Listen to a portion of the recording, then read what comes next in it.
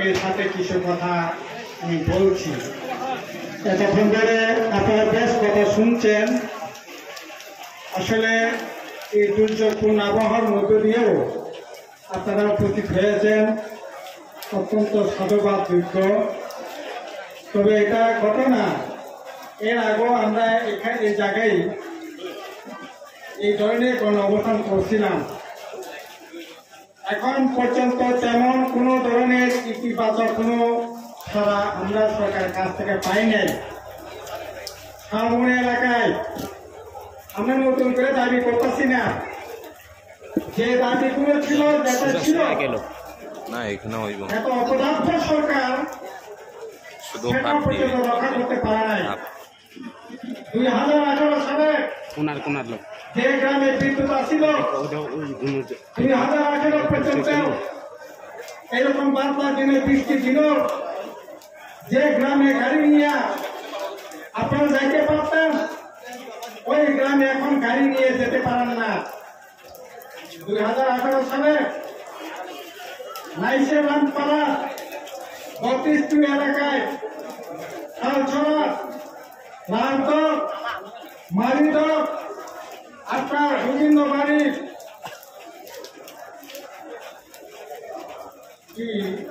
শহর কুমার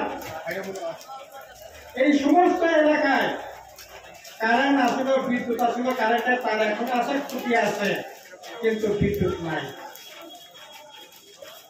অথচ 2018 সালে কইছিলেন মানিক পরিবর্তন করে হীরা আনেন, কিন্তু হীরা কেএনসি ডেভেলপমেন্ট হীরা, নরেন্দ্র মোদী হীরা, অমিত শাহ হীরা, মানিক সরকার মানিক বাদ দিয়ে হীরা আনার জন্য বলা হয়েছিল। এই হইল হীরার নমুনা। কারেন্ট আসিল, কারেন্ট নাই। কারণ তো 5 বছর 7 বছর আরো বেশি জায়গায় যে গ্রামে এখন 18 ছিল না ওই এলাকা যাওয়ার কথা ছিল, কিন্তু আজকে যায় নাই। একইভাবে আমরা দেখি রাস্তার কথা তো ওই যে প্ল্যাকার্ডে আপনারা ঝুলাইছেন গলায়, প্রত্যেকটা আমি দেখলাম প্রত্যেক এলাকায় রাস্তা কি মানে করুন অবস্থা। 2018 সালে এইরকম বৃষ্টির দিনে বারবার দিনেও আষাঢ় মাসে শ্রাবণ মাসও গাড়ি যাইতে পারত, রেশনের যুগে যাইতে পারত, আপনার সব ফিরিয়ে আইতে পারত। আজকে গাড়ি চলে না। আপনার 32 কিলো তো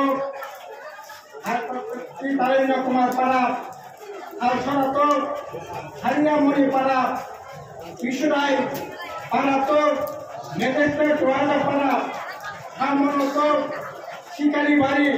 আপনার এই যে বাজারের পশ্চিম দিকে যে রাস্তাটা ছিল আপনার শিকারি বাড়ি হইয়া আপনি আমবাসাটা যাইতে পারতেন, এই রাস্তা এখন সাইকেলও চলতে পারে না, এরকম অবস্থা গিয়ে ফুটছে। 5 কিলো তো প্রভাত বাড়ি পাড়া, খালছড়া তো রাজমণি পাড়া, এইরকম কত পাড়া কথা বলবো। আপনার 7 পাড়া যদি মিলাই তাহলে কয়েকশো পাড়া হবে, যে পাড়াগুলোতে এখন গাড়ি যেতে পারে না। ওই আজকের মিটিং এর একটা গাড়ি এসেছিল, এই গাড়ি এখন তুলতে পারে না। গাড়ি নাকি একটা ডুবার মধ্যে পড়ে গেছি ইয়েতে স্লিপ হইয়া এখন এই মিছিলের গাড়ি। এই হলো অবস্থা। কেন এরকমটা হবে? অথচ এখানে এমএলএ আছে, এডিসি মেম্বার আছে, সরকার আছে, ত্রিপুরি নিয়ে সরকার, দিল্লিতে সরকার, রাজ্যের সরকার, এডিসি প্রশাসন, ভিলেজ কমিটি, মন্ডল, মঠা সবাই তো আছে। এরপরেও আমাদের কপালে ভাগ্য ফিরানো হলো না। আমাদের ভাগ্য খারাপ, কপাল খারাপ করে রাখছে। এই বাদলার দিনে আমরা ওই গাড়িতে করে ওই রাস্তায় যেতে পারি না। সামনে একটু ঘুমাইয়া বাজার আইলে পরে রাত্রেবেলা ঘুমাইয়া তারপরে পরে দিন আমাদেরকে যাইতে হয়। এরকম করুণ অবস্থা চলছে রাজ্যে। কিন্তু তাই এখন বৃষ্টি বাদলের দিন জঙ্গল থাকে, এই সময়টার মধ্যে ম্যালেরিয়া একটু প্রাদুর্ভাব থাকে। জর্জারি থাকে। কোথায় কোথায় হাসপাতাল, কোথায় সাব সেন্টার, কোথায় ডাক্তার?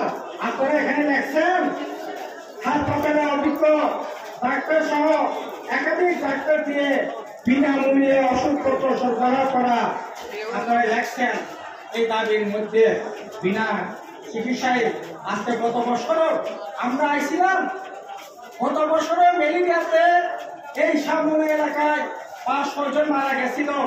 আমরা আইছিলাম এই বাজার থেকে 2 কিলোমিটার এলাকায় একই পরিবার থেকে 2 শিশু 2 বাচ্চা সেখানে মারা গেছিল চিকিৎসার বিনা চিকিৎসার অভাবে। একই অবস্থা এখন চলছে। ওই সাব সেন্টার গুলো, গোবিন্দবাড়ি সাব সেন্টার, আপনার বিভিন্ন এলাকায় যে সাব সেন্টার গুলো আছে, আপনার নাতিনগুলো sub centre, Gobindabari sub centre, রাজচরের সাব সেন্টার, পূর্ব মালিকগঞ্জ, পশ্চিম আপনার কি বলেন গোবিন্দবাড়ি, পূর্ব গোবিন্দবাড়ি, পশ্চিম গোবিন্দবাড়ি, যে সমস্ত সাব সেন্টার গুলো আছে এখন সবটাই বন্ধ।